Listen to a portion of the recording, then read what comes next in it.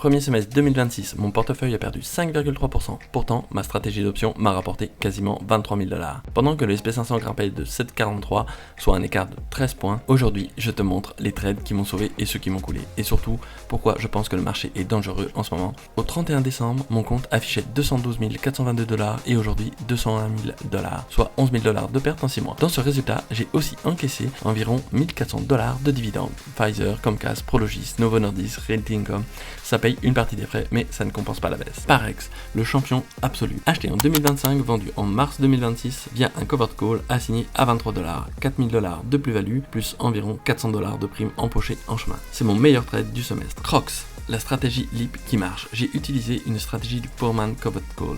Achat d'un LIP, un call longue échéance et vente de call court terme. Résultat, 1300 $ sur l'action quand je suis sorti le 18 juin, plus environ 1320 $ de prime sur les calls vendus. Mara, là c'est l'inverse complet. L'action elle-même a souffert, mais j'ai vendu des covered calls et des cash pot presque chaque semaine. Cumulé, plus de 2200 $ de primes encaissées. Autre gros contributeur ce semestre, IMS avec 1800 $ de primes, Robinhood, Duolingo, Louis Vuitton, Intel, 7200 $ cumulés entre la plus-value et les options. Mon objectif reste les 260 000 $ à la fin de l'année, ça veut dire plus 29% à faire. Les trades qui m'ont plombé, SMR, la grosse douleur, moins 8200 $ non réalisés, j'ai gardé le pic à 27 $, l'action est aujourd'hui à 10 $.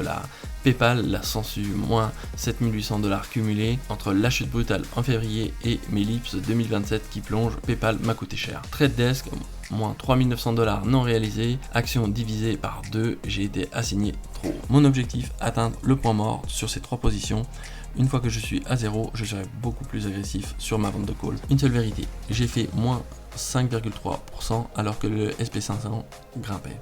Janvier m'a coûté cher, moins 21 000 $, mais les 5 mois suivants ont largement compensé. Sur 6 mois et 138 000 $ de collatéral pour les options, je sors 22 000 $ net, soit 16,5%, alors que le SP500 fait 7,4%. Ma stratégie d'option fonctionne. Ce sont mes positions latentes qui plombent le portefeuille global. Maintenant, le contexte macro, 3 signaux qui me poussent à lever le pied. Le SP500 est au plus haut, les valorisations sont très tendues, la concentration n'a jamais été aussi extrême, les 7 plus grosses capitalisations pèsent une part historique importante, le top 10 pèse déjà 40% de l'indice, la moindre déception va faire très mal. Les hyperscalers, Meta, Microsoft, Google, Amazon ont des capex IA délirants, des centaines de milliards investis, mais la rentabilité de ces investissements est encore à prouver. Et pendant ce temps, les fournisseurs de composants, mémoire, GPU, semi-conducteurs augmentent leurs prix. Donc les marges des hyperscalers vont être grignotées dans les deux côtés. Le capex énorme et les coûts d'input. Concrètement, pour le deuxième semestre, j'aimerais amener mon compte à 260 000 $.